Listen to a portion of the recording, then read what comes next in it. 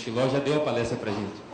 Porque se a gente começar a falar muito e está tudo em vídeo, para que a gente vai ficar conversando com vocês? Vocês podem ver o vídeo diretamente. Então, a programação, digamos assim, um pouco mais educativa, quem tiver interesse no projeto de educação e a relação de educação com cultura, com turismo, vai ser amanhã, 9h30. Os alunos, diretores de escola, de faculdade, professores, enfim, amanhã vai ser um debate um pouco mais ligado à área de educação, que é o projeto de contar a história do Brasil de outro ponto de vista, não do ponto de vista do litoral, do ponto de vista da pau-brasil, do açúcar, não, contar do ponto de vista do sertão, do ponto de vista do Brasil Central. Então, a gente faz esse debate um pouco mais acadêmico, um pouco mais educativo e cultural amanhã cedo. Hoje, então, vamos fazer uma coisa um pouco mais festiva e a gente está lançando, então, um kit. Esse projeto foi patrocinado pelo governo do Distrito Federal e nós entregamos para toda a escola pública de Brasília. São 650 escolas públicas, são 520 mil estudantes, 32 mil professores, todos estão estudando a história do Anhanguera e a passagem que ele vai fazer por Brasília há 300 anos atrás e toda a história do Brasil a partir de Santana do Parnaíba e da cidade de Goiás. Então, nós entregamos esse material para todas as escolas. Ano que vem, Brasília vai fazer 50 anos e o Caminho do Anhanguera é parte integrante do aniversário da cidade, apesar do nosso vice-governador ser casado com a neta do JK e não gostar muito dessa história. Ele só quer falar de JK, muito importante. Mas eu estou dizendo, primeiro, na história branca do Centro-Oeste, a pessoa mais importante foi Anhanguera II, que ele colonizou e ocupou Goiás e Tocantins. Depois, com todo respeito, nos últimos 50 anos, chegou o JK. Então, são dois marcos da ocupação branca no sertão, primeiro com Anhanguera II, depois com Getúlio Vargas e Goiânia, e o terceiro marco é JK com Brasília. Então, não podemos só privilegiar o ponto de vista da capital do Brasil. Enfim, esse debate é um debate bom lá em Brasília, mas a gente está colocando, então, toda a história desde a pré-história, porque o Brasil tem sido ocupado desde 50 mil anos atrás, 60 mil anos atrás, são grupos pré-históricos, depois você tem os grupos indígenas, para depois chegar nos bandeirantes, enfim, a gente conta tudo isso numa série de 52 capítulos. Mas quem foi o Anhanguera? Bartolomeu Bueno da Silva, o Anhanguera II, saiu de São Paulo em direção ao sertão dos Goiáses em 1722, buscando refazer o caminho que seu pai, o Anhanguera I, trilhou em 1683. Sua viagem durou 3 anos, por mais de 4.000 quilômetros, passando pela região de Campinas, Ribeirão Preto, Uberlândia, Catalão, Cristalina, Brasília, Formosa, Cavalcante e Colinas do Sul, na Chapada dos Veadeiros. Desceu para Niquelândia, Cocalzinho, Corumbá, Pirenópolis e a cidade de Goiás. Em 1726, a partir da sua descoberta, Goiás e Tocantins passaram a pertencer a São Paulo. O Anhanguera se tornou o capitão-mor regente das Minas dos Goiáses, o fundador da primeira capital, Vila Boa, atual cidade de Goiás, e ainda criador da primeira estrada real que transportava o ouro de Goiás para São Paulo, a atual e famosa rodovia Anhanguera. O tipo de desenvolvimento promovido pela corrida do ouro se mostrou insustentável, pois exterminou nações indígenas que moravam no interior do país, expropriou suas terras, sua história e sua cultura, e ainda escravizou os negros para a mão de obra. Foi um crescimento desordenado, criador de diversos povoados que em pouco mais de 50 anos passaram de um apogeu mercantil para uma ruralização da economia. Nós teríamos 2 capítulos sobre todo o estado de São Paulo, 2 capítulos sobre todo o estado de Minas Gerais e 40 e poucos capítulos sobre Goiás e o Distrito Federal.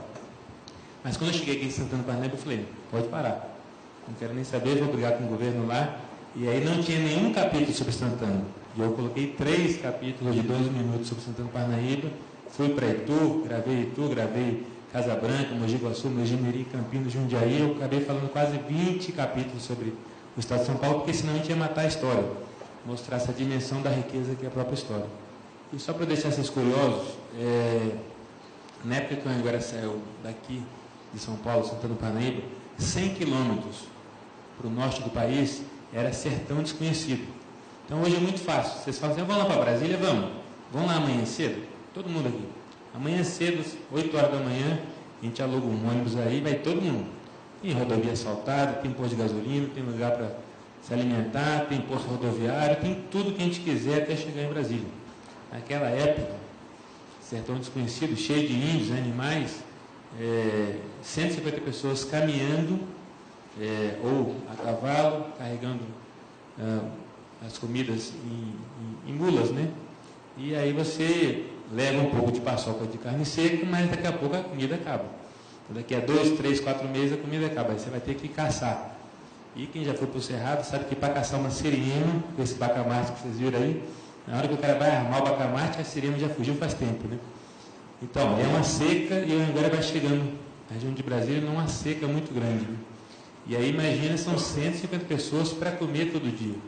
Chega na beira do rio, você pode pescar 10 peixes, você tem que pescar 150. E no dia seguinte, novamente. Então, imagina a dificuldade que é fazer essa ideia. Por isso, eu preferi mexer no projeto Betânia de Santana do Parnaíba. Para vocês entenderem esse projeto, só tinha, de uma forma organizada, São Paulo e Santana. De Santana para frente, Jundiaí, Campinas, já não existia, era uma terra de índio. E aí, na beira dos rios, do rio Mogi Guaçu, do rio Mogi Mirim, começou a ter os cousos da estrada real que a Anhanguera fundou. Então, na verdade, ele é um dos responsáveis pela fundação de Campinas, Jundiaí e todo esse Nordeste paulista, Ribeirão Preto, tudo aí, consequência da passagem dele e dos pousos de tropeiros que vão virando cidades depois. Então, é muito importante vocês saberem disso. E é importante saber que, perguntei para a Garcia, que é nossa historiadora, praticamente Santana do Parnaíba era todo o Nordeste paulista, ou seja, tudo isso que eu estou falando para vocês se emancipou de Santana do Parnaíba. Mogi Guaçu, Mogi Mirim, Ribeirão Preto, Batatais, tudo que vocês conhecem por aí, são cidades que vão se emancipando da grande mãe que é Santana do Parnaíba. Então é muito interessante a história daqui, por isso a gente fez 3 capítulos sobre Santana. Vamos assistir agora o capítulo 5º. O primeiro é Brasília, 2 e 3 São Paulo, e 4, 5, 6 Santana do Parnaíba. Então vamos passar agora o capítulo 5º, que é o 2º de Santana. O caminho do Anhanguera. A história de um bandeirante paulista que desbravou a região de Brasília e Goiás. Um marco para o povoamento do Brasil Central. Uma história inédita, fascinante, com belas paisagens e cachoeiras, monumentos patrimoniais, curiosidades. A nossa pré-história. São relatos e roteiros incríveis.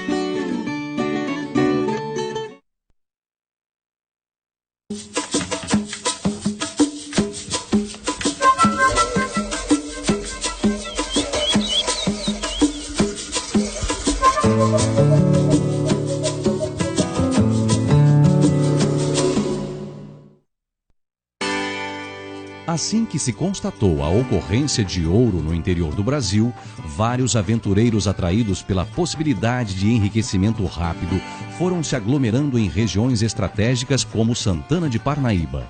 Lá fizeram inúmeras roças para garantir a alimentação dos sertanistas. Aos poucos, foram se formando os núcleos urbanos frutos do bandeirismo.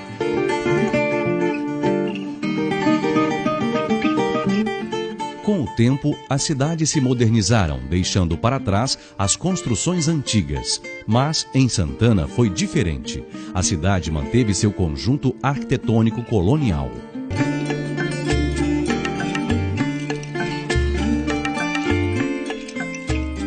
A casa número 80 é um dos patrimônios mais antigos de Santana de Parnaíba. Na Casa Museu do Anhanguera existem 2 tipos de técnicas construtivas tradicionais da época das bandeiras, a taipa de pilão e a taipa de sopapo. A taipa de pilão é onde nós vamos colocando a terra crua, umedecida, vai ser colocada em camadas e apiloada com uma mão de pilão própria, né? Após realizarmos a primeira compactação até encher o taipau, esse taipau é desmontado e montado na parte superior até a altura necessária da parede. Aqui nesta parede nós temos a segunda técnica construtiva tradicional empregada neste casarão, que é a taipa de sopapo ou pau a pique. é colocado na parte de baixo algumas madeiras em pé, o pau a pique. Depois é realizada uma trama de madeira amarrada com cipó. Após a realização dessa trama de madeira, os vãos são preenchidos com barros, né? Jogado com a própria mão. Por isso o nome taipa de sopapo.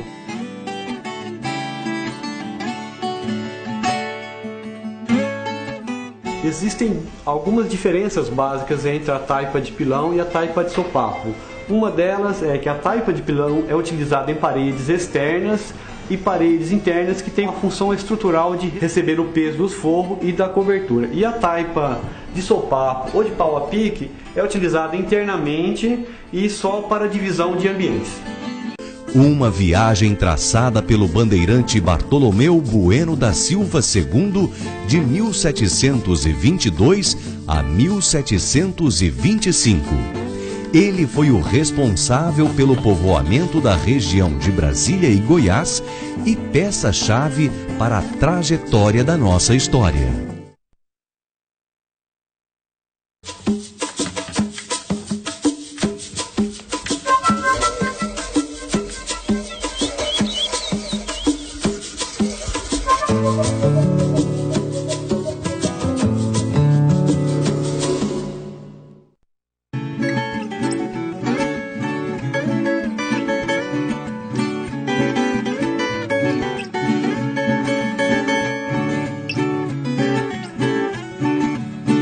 Logo no brasão de armas do município de Santana de Parnaíba, identificamos o quanto a cidade está ligada aos bandeirantes. O escudo azul representa o perfil geográfico do Brasil, dividido pela linha de Tordesilhas. A assinatura em prata quer dizer que o Brasil estaria reduzido a 1/3 se não fossem os bandeirantes. O escudo possui também uma coroa de prata com 8 torres e 2 bandeirantes. O da direita com o estandarte de Santana e o da esquerda com o arcabuz.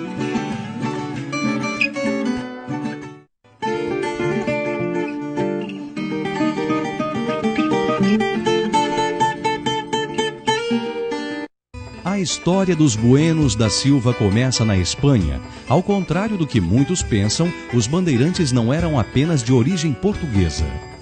Essa é uma família que mostra, em primeiro lugar, a importância dos espanhóis em São Paulo e também mostra como essa tradição de sertanista passa de pai para filho, e que fica gerações. Na família Bueno, eu vou atrás do primeiro membro que chegou ao Brasil em 1571, que foi o Francisco Ramírez de Porros.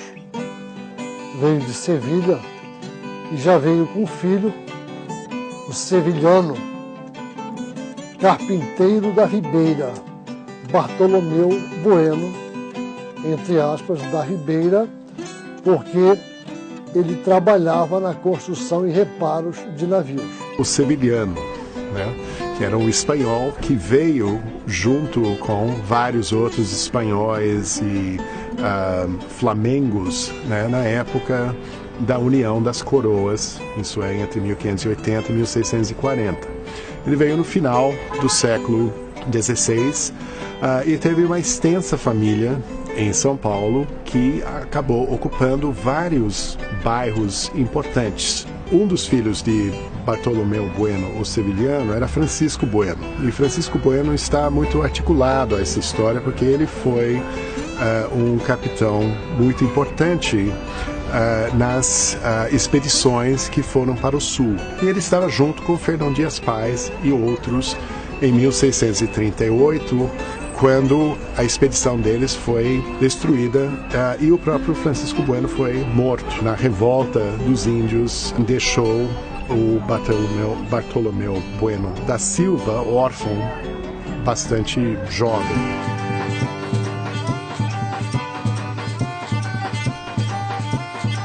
Há relatos de que o jovem órfão Bartolomeu Bueno da Silva I acabou se fixando em Santana de Parnaíba. Ele possivelmente morou no atual Museu Histórico e Pedagógico Casa do Anhanguera. França. Nossa tela, que representa o primeiro Anhanguera, é uma tela sempre emblemática que o público presta muita atenção, porque muitas vezes também estava nos livros didáticos. Ela representa o primeiro Anhanguera ateando fogo, não é? Aquela cena célebre, né? Na aguardente ou no álcool, e fazendo com que os índios acreditassem que ele era capaz de colocar o fogo na água, né? Por isso, então, serem obrigados a relatar onde estavam as lavras de ouro, né?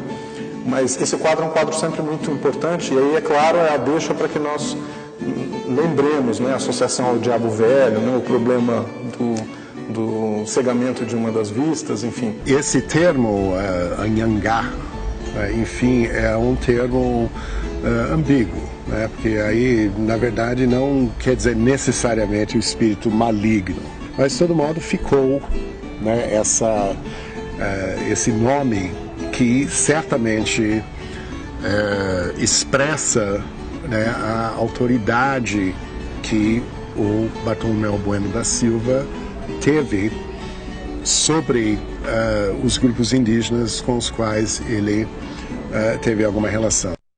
Em 1683, Anhanguera I leva seu filho com 12 ou 14 anos numa de suas expedições.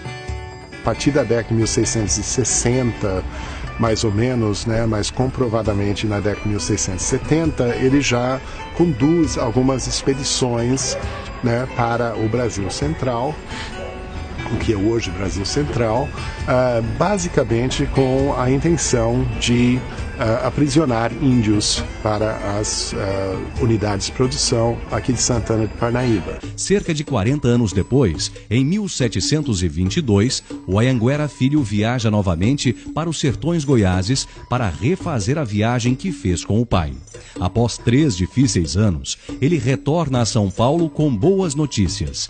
Descobriu ouro, índios amistosos e boas terras. Um ano mais tarde, Anhanguera Filho retorna como capitão-mor regente das Minas Goianas e funda a cidade de Goiás. É a primeira viagem de Bartolomeu Bueno Filho, os quase 3.000 quilômetros percorridos por ele, que vamos recontar durante a série O Caminho do Anhanguera. Em 1532, Martim Afonso de Souza recebe a capitania de São Vicente. Eram mais de 100 léguas de costa litorânea. Mas os caiçaras, mestiços de branco e índio, moradores das praias, subiram a Serra do Mar e alcançaram o Planalto. E não parou por aí. Depois de fundada a vila de São Paulo de Piratininga, os paulistas não se limitaram a cercas e muros. Foi assim que São Paulo dos Bandeirantes ampliou não só o território brasileiro, como o seu próprio território. Hoje, São Paulo impressiona. O estado ocupa cerca de 240.000 quilômetros quadrados de extensão, com 645 municípios, dentre eles Santana de Parnaíba. Santana de Parnaíba tem grande importância histórica para o Brasil. A cidade foi berço de respeitáveis sertanistas. Não é à toa que, em 2006, ganhou da prefeitura o admirável monumento aos Bandeirantes.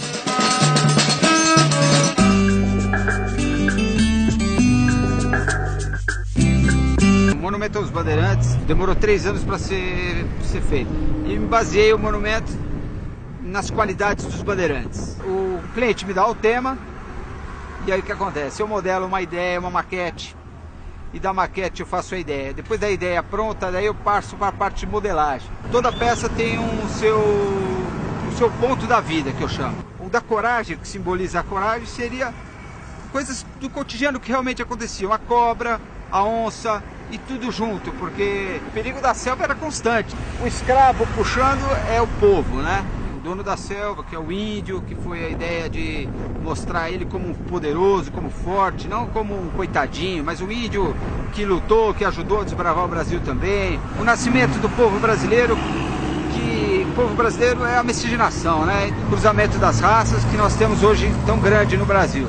Aí teve a fundação da cidade, que foi a chegada de Susana Dias aqui, quando os bandeirantes chegaram aqui, eles tinham que parar no lugar. E ela montou uma mercearia e começava a vender os mantimentos. Por isso que dizem que a primeira empresária brasileira, mulher, foi a Suzana Dias. O André Fernandes, que é o último, ele foi filho de Suzana Dias, ele está acompanhando e olhando para trás, para fazer aquele elo do passado e do futuro.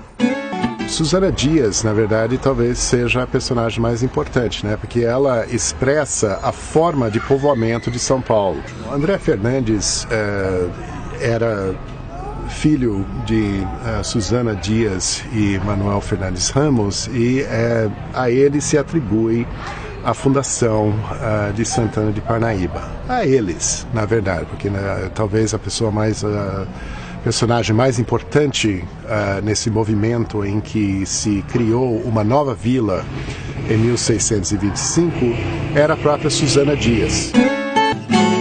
Assim como Suzana Dias, o padre Guilherme Pompeu também faz parte do monumento.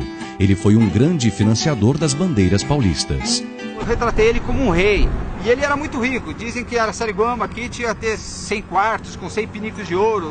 Isso daí tem livros que retratam sobre isso. E a ideia foi fazer ele tipo um rei poderoso e ao mesmo tempo preocupado com si mesmo e não com a cruz que ele está carregando. A vila de Parnaíba abastecia os bandeirantes antes de seguirem viagem.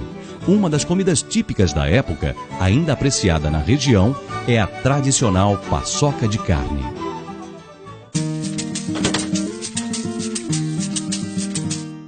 O processo de fazer a carne seca começa com a dessalga da carne seca. Então, de um dia para o outro, a gente deixa ela de molho na água. No dia seguinte, joga essa água fora, pica ela em pedaços pequenos para facilitar a hora do uso do pilão. A gente vai colocando aos poucos do pilão, primeiro a carne seca, depois a farinha de milho, depois um pouco da farinha de mandioca, uma colher de açúcar e bate. Soca bastante até ela incorporar. A carne seca tem que incorporar a farinha. Aí prova-se o sal. Se faltar sal, coloca-se mais um pouco, mexe bastante antes de socar para o sal não acumular num lugar só. E aí vai batendo até chegar nesse ponto que vocês estão vendo aí. E isso eu aprendi com meu pai. Meu pai aprendeu com o pai dele, que assim sucessivamente, né?